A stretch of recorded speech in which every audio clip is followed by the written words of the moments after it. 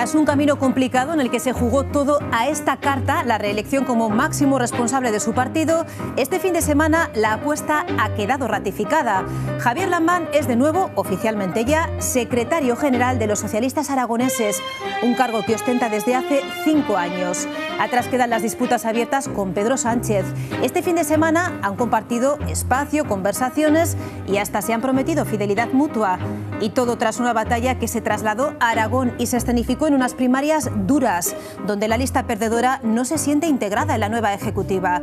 Pese a todo y tras meses complicados, ahora el camino parece más despejado y pasa por centrarse en la apuesta por los servicios públicos y también en la lucha contra la despoblación. De todo ello hablamos esta mañana con el recién reelegido secretario general de los socialistas aragoneses. Es Javier Lambán y ya nos acompaña en este plato con Pablo Carreras. ¿Qué tal, Pablo? Buenos días. ¿Qué tal, Pilar? Buenos días a todos. Y del final de este proceso orgánico y también de las asignaturas pendientes todavía en Aragón, como por ejemplo sacar adelante los presupuestos para 2018 o conocer qué papel debe jugar esta comunidad autónoma en la solución del problema catalán. De todo ello hablamos con Javier Lambán. Muy buenos días. Buenos días. Bueno, allí en el Congreso, la nueva ejecutiva regional pasa de 33 a 37 miembros, se renueva en un 80%, aumenta la presencia de jóvenes, también la presencia de la mujer, que roza la paridad.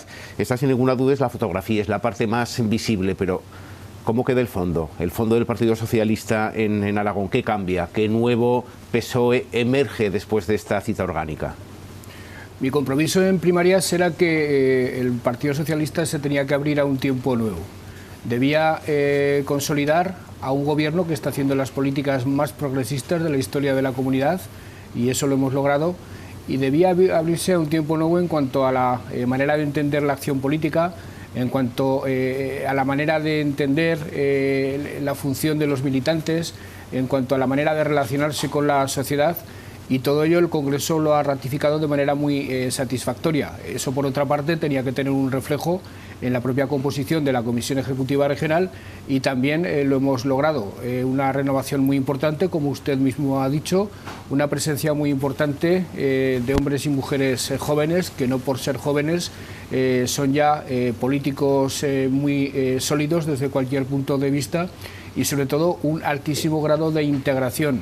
De todas las comunidades autónomas donde ha habido primarias, la Comisión Ejecutiva Regional que ha obtenido más respaldo de los militantes en voto secreto, en urna, ha sido justamente la Comisión Ejecutiva Regional de Aragón, con un 88% de apoyo. Eso quiere decir que el grado de integración ha sido altísima y que el grado de representación que ostenta esta Ejecutiva es el más alto de todos cuantos podemos observar en las distintas comunidades autónomas de España. Enseguida le pregunto sobre la integración de las distintas, digamos, sensibilidades dentro de la formación, pero algo de lo que hablan todos los medios también hemos hablado nosotros. Por ejemplo, Lambán y Sánchez sellan su lealtad, Sánchez sella la paz con Lambán y se avala como candidato a la DGA en 2019. ¿Paz o tregua? ¿Qué es lo que ha ocurrido este fin de semana en su relación con Pedro Sánchez? Nada que no hubiera ocurrido ya. De hecho, la noche misma del 21 de mayo, cuando fue elegido por primarias Pedro Sánchez, yo le manifesté mi lealtad como hubiera hecho a cualquier compañero que hubiera vencido en las elecciones primarias. Y la noche del 1 de octubre, cuando yo gané a mi vez las primarias de Aragón, Pedro Sánchez me correspondió en esa expresión de lealtad. Por tanto, lo que ocurrió ayer no fue sino un capítulo nuevo en una declaración de lealtad mutua que ya se había producido con anterioridad y que no podía ser de otra manera. Insisto, los socialistas nos hemos dotado de un sistema de elección de la Secretaría General que consiste en dar la voz a los militantes. Eso, lo he dicho muchas veces, significa que durante un tiempo el partido se abre casi en canal ante la sociedad.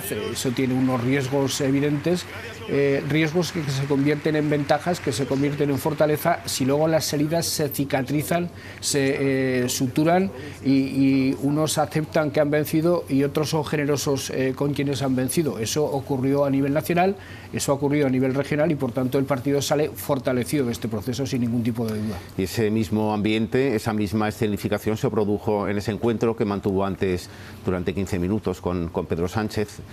¿Era el mismo ambiente o se generó más tensión? No, en absoluto. Yo desde el día 21 de mayo mi relación con Pedro Sánchez ha sido cordial en lo personal y en lo político.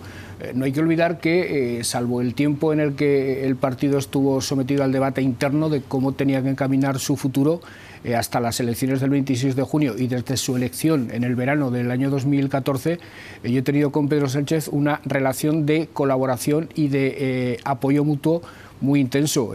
Yo me dejé la piel en las elecciones de diciembre de 2015 para que Pedro fuera presidente de gobierno. Lo volví a hacer en junio del año 2016. De hecho, en Aragón, Pedro obtuvo resultados superiores a los de la media española. Eso quiere decir que aquí nos movilizamos como un solo hombre o como una sola mujer para que él llegara a ser presidente del Gobierno de España. Yo estuve al frente de esa movilización y ahora de lo que se trata es de que reeditemos esa manera de funcionar. No hay nada nuevo bajo el suelo en ese sentido. Mantuvo esa reunión, digo, de 15 minutos. Hacía tiempo que no se encontraban en una reunión más o menos privada. Yo no sé si han cerrado un nuevo encuentro para analizar la situación y sobre todo de cara a un futuro que por lo menos se promete intenso, ¿no? De manera personal, yo no veía a Pedro desde la manifestación de Barcelona. Antes estuve con él en el Congreso Federal. Ayer volvimos a vernos, por teléfono sí que hemos hablado varias veces y nos emplazamos a reunirnos en Madrid de manera más sosegada después del Comité Federal de la próxima semana. Pero no para hablar ya de renovaciones, de compromisos, de lealtad ni nada por el estilo, porque eso está suficientemente manifestado, sino para hablar de algo que nos preocupa a los dos, que es el problema de Cataluña.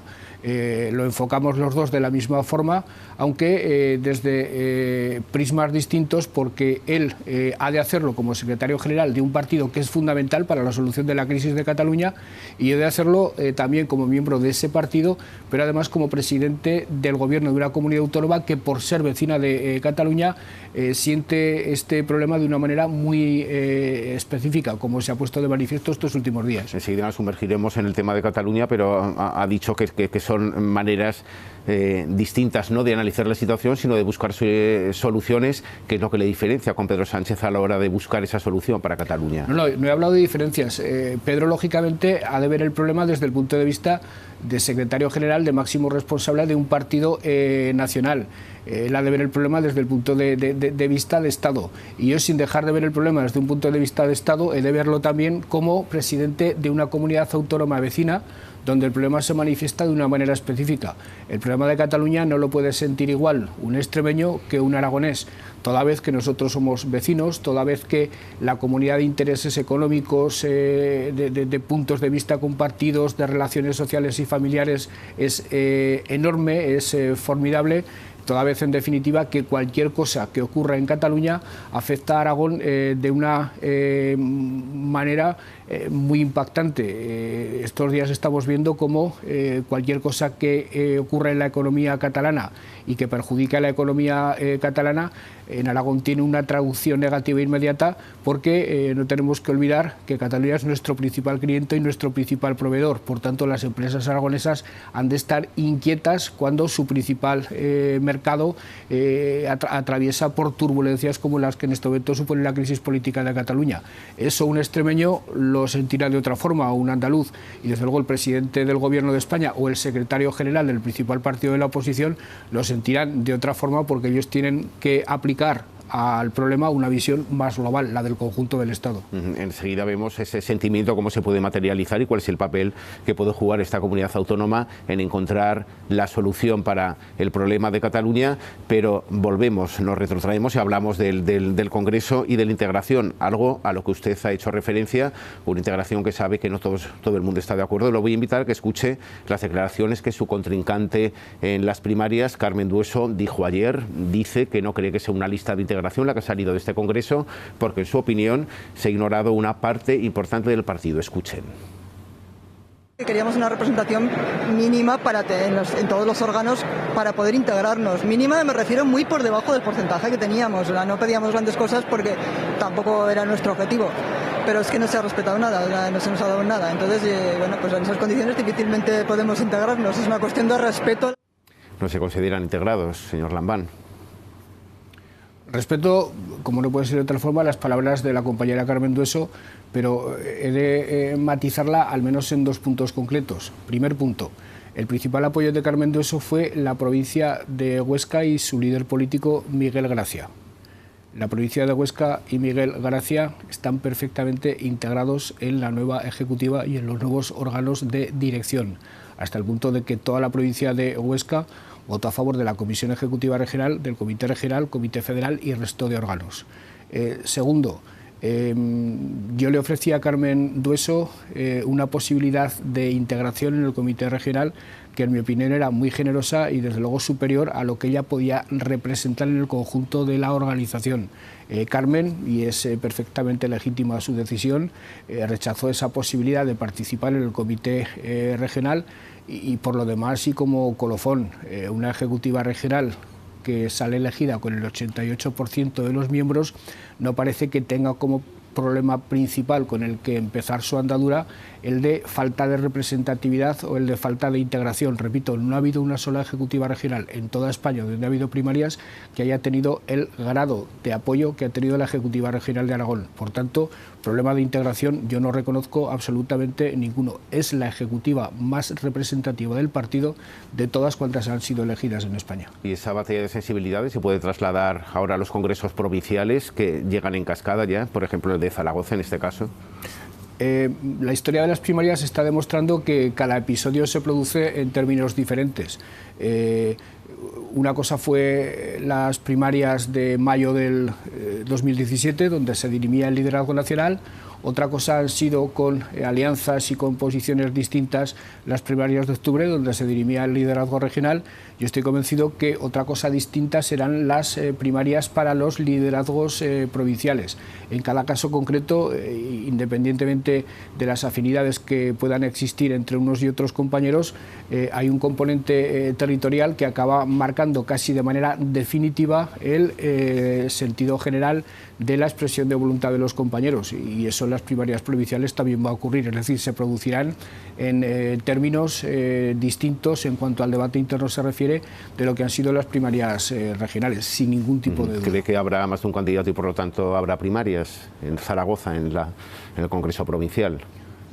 Lo desconozco, no lo sé. Hasta ahora se ha demostrado que cada vez que se abre la espita de las primarias aparecen candidatos, excepto en Andalucía.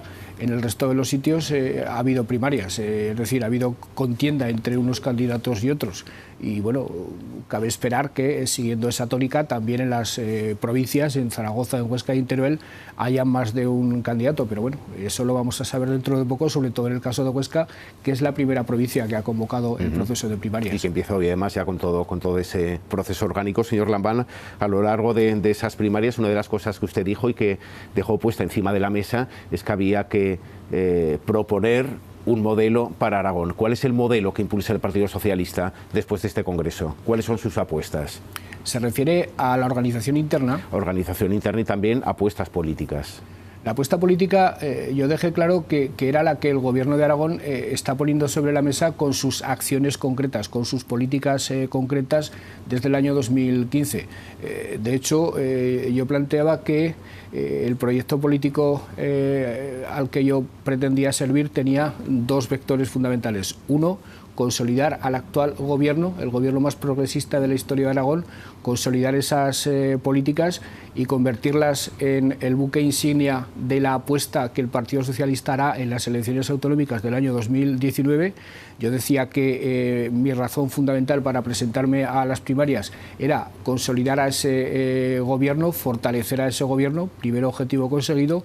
Y el segundo vector y, por tanto, el segundo objetivo que yo trataba de alcanzar era abrir un tiempo nuevo dentro del partido, innovar democráticamente el funcionamiento interno del partido, dar más voz y más capacidad de decisión a los militantes, crear una serie de espacios de encuentro dentro de la propia sede para activar la militancia, abrir el partido a más militantes, tener una militancia más y mejor formada, hacer una conferencia política al comienzo de cada curso político para preparar el curso político con la participación de los militantes. En definitiva, pusimos un elenco de medidas que tenía como una de las más importantes la creación de una estructura orgánica propia de la ciudad de Zaragoza que significaba ni más ni menos que cambiar sustancialmente la manera de funcionar el partido en Aragón.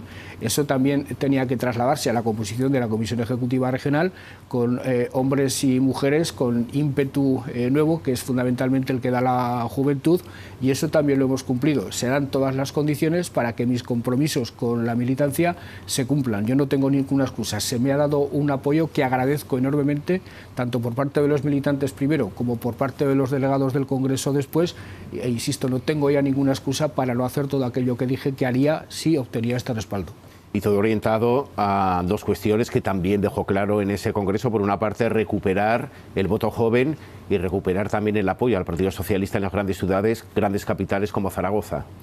Ese es un problema que no es solo de Zaragoza, es decir, no es solo un problema que tenga el Partido Socialista en Aragón, es un problema que tenemos en toda España. De hecho, yo digo siempre que Zaragoza es la ciudad de las grandes ciudades españolas. Zaragoza es aquella en la que el Partido Socialista obtuvo mejor resultado. A pesar de que fue un mal resultado, en Zaragoza el PSOE obtuvo mejor resultado que en Madrid, que en Valencia, que en Barcelona o que en Bilbao.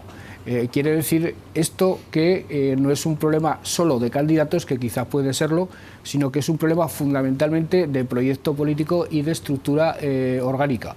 De hecho, yo no me cansaré de decir que el trabajo que está realizando Carlos Pérez Anadón y el resto de los concejales del Grupo Municipal Socialista en la oposición y en unas circunstancias muy difíciles, muy complicadas, es un trabajo espléndido. Tenemos un problema, por tanto, fundamentalmente de proyecto, tenemos un problema de estructura orgánica, y eso es lo que tenemos que acometer nosotros para Aragón y para Zaragoza en particular, porque ese es el problema que más nos afecta, pero de la mano de la Comisión Ejecutiva Federal, porque este es un problema que afecta a todas las grandes ciudades, que por cierto fue una de las cuestiones que ayer comenté en un apartado conversacional que tuve con Pedro Sánchez, muy amable por otra parte. Superado este momento congresual del Congreso, hay que encabezar y hay que empezar ya a mover todo el tema presupuestario. Ya le pregunto, como presidente de la Comunidad Autónoma, como presidente de Aragón, ¿cuándo le va a hacer llegar a Podemos, a Nacho Escartín, esa propuesta de presupuestos para empezar ya la negociación con luz y taquígrafos? Pues fíjense, debería ser esta misma semana. De hecho, espero que hoy mismo hay algún tipo de conversación en las Cortes entre el portavoz parlamentario Javier Sada y la portavoz de Podemos, Maru Díaz, para ver si esta misma semana nos podemos sentar a hablar de presupuestos. He visto por parte del secretario general de Podemos, por parte de Nacho Escartín, una buena disposición a hablar cuanto antes de presupuestos. Buena disposición y mejor disposición que con el anterior líder. Al menos manifestada de manera distinta, porque lo repito por enésima vez, con Nacho Escartín he hablado más en 15 días que con su antecesor en 2 años y medio, lo cual es un avance notable. Hablando es mucho más fácil llegar a acuerdos que comunicándose a través de Telegram. Ese avance sustancial ojalá se manifieste en avances concretos en la elaboración y confección del presupuesto. Ojalá podamos invertir los términos del trabajo, no hacer un trabajo previo que luego condiciona mucho las siguientes fases del diálogo, porque todo está muy constreñido a las cantidades asignadas a cada departamento en los presupuestos. Es mejor que el trabajo compartido empiece antes de diseñar el presupuesto en general, y eso es lo que vamos a intentar hacer este año. Y ojalá esta semana mismo, insisto, porque el tiempo vuela, ojalá esta semana mismo podamos hacer ya una reunión con Podemos y podamos empezar a plantear una metodología de trabajo que nos permita tener unos presupuestos cuanto antes. El año pasado, cuanto antes, ¿cuándo podría ser? ¿Tiene ya fecha en la cabeza de cuándo se podrían aprobar? Mire, he errado tanto en mis pronósticos al respecto que ya no me atrevo a hacer ninguno, pero desde luego tendría que ser mucho antes que el año pasado. El año pasado los aprobamos demasiado tarde. Es verdad que luego el grado de ejecución está siendo altísimo, merced a la diligencia con la que los consejeros están gestionando, pero no es bueno aprobar unos presupuestos en mayo. Me gustaría que a principio de año pudiéramos tener unos presupuestos ya aprobados y dispuestos a ser ejecutados. Únicamente tenemos ya 3-4 minutos, pero nos queremos acercar al cráter del volcán, como lo ha llamado usted, hablar, reflexionar sobre la situación de Cataluña. Nuestro invitado ya ha señalado en más de una ocasión que Aragón por derecho debe formar parte de la solución, me imagino que de una solución política, que es lo que están reivindicando ustedes. ¿Cuál debe ser el papel o cuál debería ser el papel que Aragón tenga que jugar en esa búsqueda de la solución para con Cataluña? España debe convertirse en un Estado definitivamente federal. Lo es de hecho, pero lo tiene que ser de manera clara y tiene que estar eso reflejado en la propia Constitución. Para eso hay que reformar la Constitución, para eso hay que reformar el título octavo, para eso hay que blindar y fijar definitivamente las competencias de las comunidades autónomas. Estamos hablando, por tanto, de un problema que excede el de Cataluña y que afecta a toda España. Debemos concluir, debemos cerrar el Estado autonómico que diseñó la Constitución del 78, pero a nadie se le oculta que eso sustancialmente tiene que ver también mucho con la solución que ha de buscársele a Cataluña, de reacomodo en la estructura del Estado de la Constitución del 78. Perdón, un federalismo asimétrico. Si se trata de establecer algún tipo de diferencia que no tenga ningún tipo de traslación a los derechos de los españoles, algún tipo de diferencia nosotros estamos dispuestos a aceptar en la Constitución. Hechos diferenciales como, por ejemplo, el derecho civil aragonés, que es un hecho diferencial aragonés.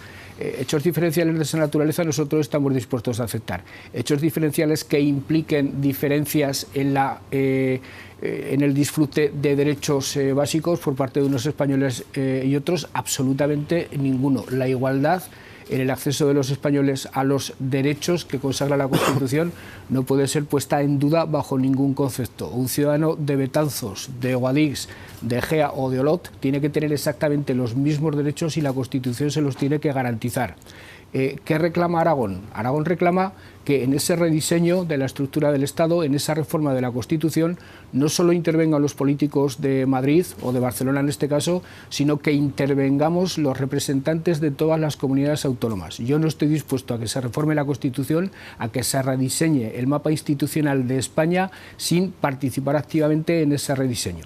Y sobre todo no estoy dispuesto a que se rediseñe nada que tenga que ver con Cataluña sin estar más presente incluso que otras comunidades autónomas, toda vez que por razones de proximidad queremos más que nadie a Cataluña, podemos explicarles a los demás con más conocimiento de causa que nadie qué es lo que ocurre en Cataluña, pero sobre todo todo lo que pasa en Cataluña nos afecta más que a nadie. Por tanto, yo reclamo voz, reclamo capacidad de decisión en un problema que, como presidente del Gobierno de Aragón y representando a todos los aragoneses, me afecta más que a nadie. Creo que como aragoneses somos los principales garantes de mantener los nexos de unión. Manteniendo los nexos de unión entre Cataluña y Aragón, se están garantizando los nexos de unión entre Cataluña y el resto de España, y por tanto esa misión que Aragón puede cumplir, el resto de los actores políticos españoles la deben valorar. Yo se lo he explicado a Mariano Rajoy, se lo he explicado a Pedro Sánchez, y no me resignaré a no tener otro papel como presidente del Gobierno de Aragón que le acabo de decir, y no por ninguna clase de vanidad personal, sino porque creo sinceramente que mi compromiso con Aragón me obliga a ello. Señor Lamán, ¿qué va a hacer hoy a las 9 de la noche? Bastante antes, con el coche me habré dirigido a Huesca a ver ese magnífico partido de fútbol que se anuncia en una noche fría, por otra parte, desde el punto de vista climatológico, pero que estoy convencido que no lo será desde el punto de vista deportivo. Dispuesto a disfrutar viendo a los dos equipos aragoneses que están en segunda división, y dispuesto a que las cosas al final de temporada les vayan bien a los dos. Claro, si antes no me decía que era peligroso el adivinar cuándo se podrían aprobar los presupuestos, invitarle a que me diga cómo puede quedar ese encuentro entre la Sociedad Deportiva Huesca y el Real Zaragoza, imagino que imposible, ¿no? Se puede ser incorrecto políticamente en muchas cosas, pero en hacer avances públicos de lo que uno piensa que puede ocurrir en un partido de fútbol entre los equipos aragoneses incurriría en la temeridad política, y desde luego no lo voy a hacer. Javier Lamán, gracias por habernos acompañado estos minutos y buenos días. Muchas gracias.